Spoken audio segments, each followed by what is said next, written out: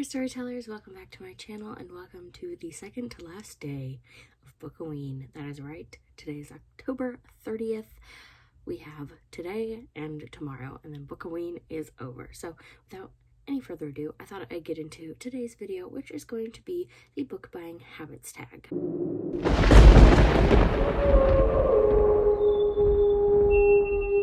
It's basically what it sounds like. It's a list of questions asking me about my book buying habits that I'm going to answer for you guys. Question 1 is, where do you buy your books? And mostly I buy my books online.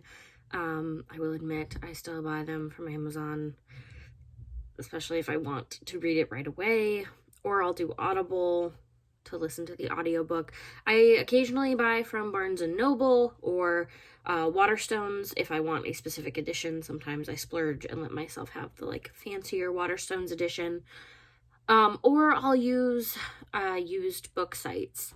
So AbeBooks, Book Outlet, there's Better World Books, and there's other ones. I can't think of them off the top of my head, but I'll just peruse wherever. I don't particularly care. Or bookstores, but I don't usually go there. Question 2 is, do you pre-order books? And if so, do you do that in person in the store or do you do it online? And I do pre-order books quite a bit, but I do it online because like I said, I don't usually go to the bookstore that much. So I pre-order online. That way it comes to me on book day, book release day, and then I can enjoy it. Question 3 is, do you use your local library? And the short answer is yes, I do. Question 4 is, if so, how many books can you / do you borrow at one time? And the answer to how many can I take at one time is that I'm allowed to have 99 items out on my card at any one given time. How many books I borrow at a time varies. I have reached the 99 item limit, but not in one go. I tend to take little short piles of 4 to 5 books, and then I kind of hoard them for a while with the intent to make my way through them. I can't say that I always do, but I have accumulated up to 99 items, but I've never taken 99 in one go. It's usually 3 or 4, sometimes 5 or 6. Question 5 is, what is your opinion on library books? I love library books. I think they're a great way to share stories with the world for no cost, unless you have to pay late fees on them or the book gets damaged and you have to replace it, which I think is a fair trade-off. But my only little personal qualm with library books is I'm a very sensitive to scent person. So if the book comes back smelling like anything other than a book, basically, it's going to gross me out. Even if it could smell like a cupcake, and that would still weird me out because I can't. I like books to smell like books. So that is my one little negative pet peeve about library books, is that sometimes they come back smelling like things they shouldn't. Or sometimes people bring them to the beach and there's sand in them. So I love library books. They have great intent. I also think they're great if you're someone who can't or doesn't want to spend a lot of money on books. If you just want to read books for the sake of reading them and you don't care about filling shelves at your own house with books, library books are the way to go. I did these slightly out of order. Question 3 was supposed to be, on average, how many books do you buy a month?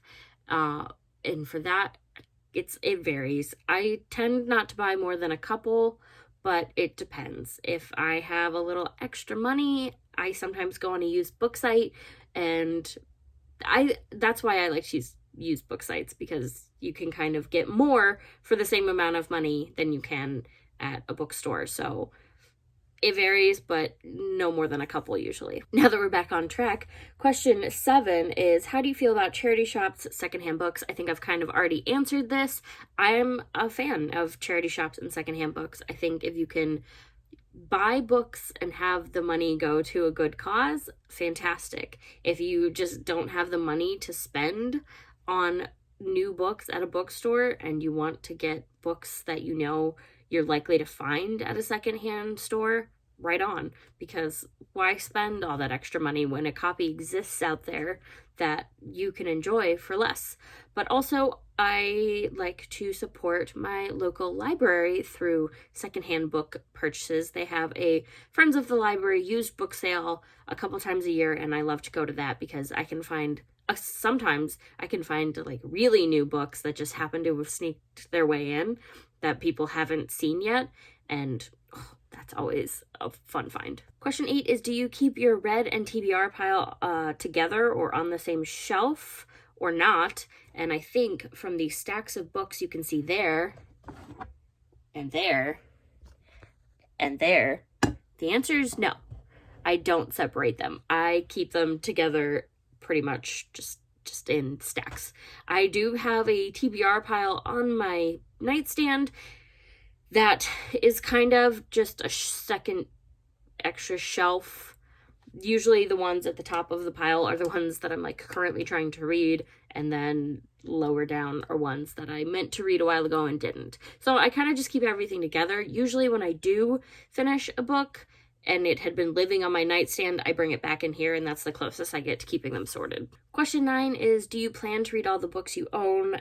And this is an awful thing to say, but no, probably not. I had, of course, planned to read them all at one point. I had intended to read some of these, but I'm willing to bet there are some things on these shelves that I could stand to unhaul because I don't remember what they're about, and I've kind of lost interest, and my tastes have changed since I bought them, and that happens. I try not to do that. I try to pick things that I think I'm going to A, read, and B, enjoy enough to hold on to once I do. But you don't always get it right. And whenever that happens, I just donate them to the library usually so that they go to somebody who will. I kind of just answered question 10, which is, what do you do with the books you feel you'll never read or the books you didn't enjoy? And like I said, I tend to unhaul some every once in a while in a big stack, and I'll donate them to the library, or I'll reach out to my reader friends and see if anybody has an interest in rehoming one of my copies of a novel. That way I know someone in my personal life can immediately enjoy it, but if they don't have any interest, they just go to the library. I kind of answered question 11 too. Do you ever donate books? Yeah, I do. I donate books to friends and family, and I donate books to the library because you just can't read them all, and at some point you're not gonna read certain ones, so why hold on to them? Question 12. Have you ever been on a book buying ban? No. I've attempted, I've thought about it. The closest I get is I will sometimes have book subscriptions going, like Audible, or I've done Book of the Month, and I've done Owl Crate before, and the closest I get to a book buying ban is I will stop those services because those are automatic sort of consumptions. They happen whether I intend to or not because they just get taken from my account. You know, the payment happens, the subscription shows up. So I tend to cut those out if I'm looking to stop intaking so many books, because if I have to sit there and fill a cart and watch the total go up, that tends to deter me more than saying I can't have them at all. Usually what I'll do is I go on a book buying limit, and I'll go, okay, I'll fill a cart up with something, all the things that I want, and then I start going, what do I really want? And that helps me sort out what stories are the most important to me and the ones kind of worth my time and money. Question 13, last but not least, do you feel you buy too many books? That's a hard question. Like, I know some people would say yes. Some people would say that's way too many. I spend too much money on that. But I'm somebody who wants to write stories for a living. And I'm somebody who loves stories that bring me great joy to find good stories. So if I'm being completely honest, no, I don't think I buy too many books because they make me happy. And why go through life unhappy? You know, is the $20 on a novel gonna make me happier if I spend it somewhere else? Not really. I'm happy with my novels. They bring me joy. And like I said, I'm somebody who wants to write stories for a living. So it's kind of my bread and butter. I have to be a reader in order to be a good writer. So on the one hand, you could say I buy too many books, and on the other hand, you could say I'm investing in my future career goals. But that is it for this video. If you enjoyed it, let me know by leaving a like down below. And if you want to keep up with me and all of my bookish adventures, you can go ahead and click the subscribe button. And of course, I highly recommend that you ring the little bell so that you don't miss a beat. It will notify you when I post the last Bookoween video tomorrow, so definitely give it a ring so you don't miss the last day of Bookoween. But if you played along and you answered these questions, let me know down in the comments below what your answers are. But I will see you guys tomorrow with the last day of Bookoween. Bye!